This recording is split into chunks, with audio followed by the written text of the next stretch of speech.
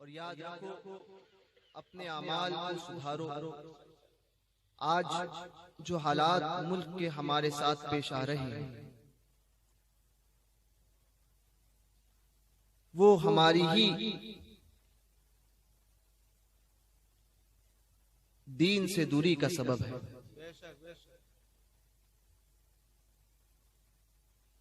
آج چونکہ یہ اصلاح عقائد کے تعلق سے بھی ایک موضوع ہے،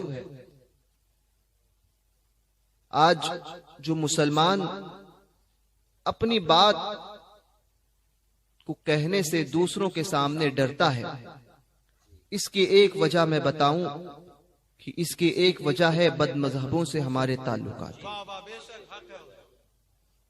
ختم کرو ان بد مذہبوں سے اپنے تعلقات کو، کیونکہ شیر کو بکریوں کی ضرورت نہیں ہے ان کے ساتھ کی، شیر تنہا ہزار بکریوں پر بھاری ہوتا ہے۔ اور یہ وہابی دیوبندی یہ قیادت کی بات کرتے ہیں جمعیت العلماء ہند، اور یہ تبلیغی جماعت اور جماعت غیر اسلامی یہ قیادت کی بات کرتے ہیں، تو بد مذہبوں کے معاملے میں تو حکومت کا جب بھی دباؤ آیا انہوں نے تو اسی کی بولی بولنا شروع کر دی۔ تنہا سرکاروں کے ماننے والے ہیں، اعلی حضرت کے ماننے والے ہیں کہ جو حکومت کی بولی کبھی نہیں بولتے، وہی بولتے ہیں جو حق ہوتا ہے۔ یہ نہیں کہ یہ کہہ دیں گے کہ مسجد کا فیصلہ کچھ بھی آئے ہم تو حکومت کے ساتھ ہیں۔ ارے مسجد مسجد ہے، اس کو تبدیل کرنے کا اختیار کسی مسلمان کے پاس نہیں ہے، دنیا میں کسی مسلمان کے پاس نہیں اور کسی دھرم کے پاس نہیں، اس لیے کیونکہ جہاں مسجد قائم ہو گئی اب صبح قیامت تک وہ مسجد ہی رہے گی، اب اس کو تبدیل کرنے کا اختیار کسی اور کو نہیں۔ تو اللہ کے قانون میں، شریعت کے قانون میں تبدیلی کا اختیار کسی کو نہیں، شریعت میں تبدیل کرنے کا اختیار کسی کو نہیں، یہ اللہ کے رسول ہی کا خاصہ ہے کہ اپنی نافذ کی ہوئی شریعت میں تبدیلی فرمائے۔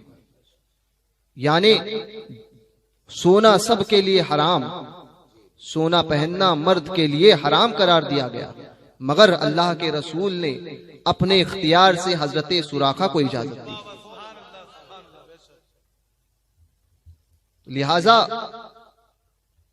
بد مذہبوں سے تعلقات کو ختم کرو تو اپنے آپ بزدلی ختم ہو جائے گی، اور عمل کرو، نمازوں کی پابندی کرو، شریعت پر سختی سے قائم رہو۔ جس دن تم نے اپنے تعلقات کو بد مذہبوں کے ساتھ ختم کیا، اور جس دن تم اسلام کے حکم پر عمل کرنے لگ گئے، اس دن تم ہی غالب آؤ گے اور تمہاری حکومت ہوگی۔ اللہ تبارک و تعالی ہم سب کو حق کہنے، حق سننے اور حق پہ چلنے کی توفیق عطا فرمائے، اور حق والوں کے زمرے میں ہمیں قبول فرمائے، اپنے محبوبین کی بارگاہ کا سچا باادب بنائے، اور گستاخوں سے اور گستاخی سے، سرکاروں کی بارگاہ کے گستاخوں سے اور سرکاروں کی بارگاہ کی گستاخی سے، بے ادبوں سے، بے ادبی سے، گمراہوں سے، گمراہی سے ہم سب کو محفوظ فرمائے، اور ہمارے اوپر انہی سرکاروں کے سائے کو جو اپنے مزارات میں آرام فرما رہے ہیں، یہی مصطفیٰ چشتی ہے، اور انہی سرکاروں کے سائے کو ہم پر دراز سے دراز فرمائے، اور ان کے توسل سے اللہ تبارک و تعالی حضور غوث اعظم کی پشت پناہی ہمیں نصیب فرمائے۔